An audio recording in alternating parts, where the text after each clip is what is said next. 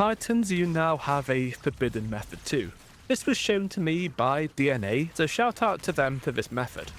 The post stated that when using Flechette Storm with the artifact Singularity Blade on, the damage dealt was much higher than expected, which is in line with the Warlock Trunk method. The image also showed a huge difference with and without the weakened source. A difference of 15% would be expected, but this is easily double, so I had to try this out.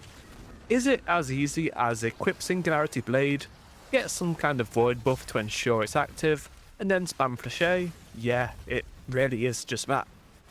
Here is how I would use this in a boss DPS scenario.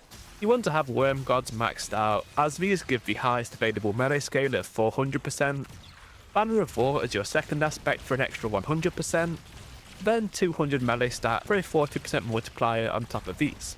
You'll also want either a Void Overshield from Vexcalibur, or the Void Verb Devour obtained from defeating multiple weakened enemies beforehand.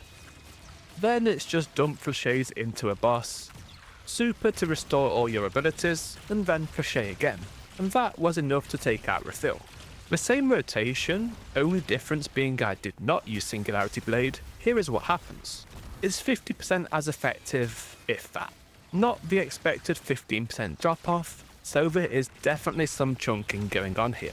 Also on that, I wanted to see other weakened sources, like the 15% from Withering Gaze. None of these work. Neither did other options like Tractor Cannon. I mean though, with this setup, Singularity Blade is the easiest option to have on hand anyway, and it does work, so just use that. What about in other encounters then? Can this still perform?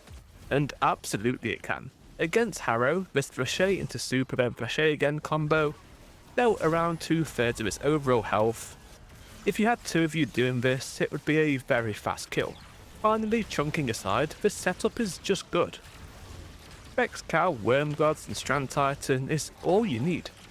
These provide survivability and damage reliably. And this does leave other weapon slots open. You could use a method to recharge melees faster, like the 86 sword, and also just use the old reliable Mint Retrograde for sustainable DPS after the combo. Using all this build will work just about anywhere. Thank you for watching.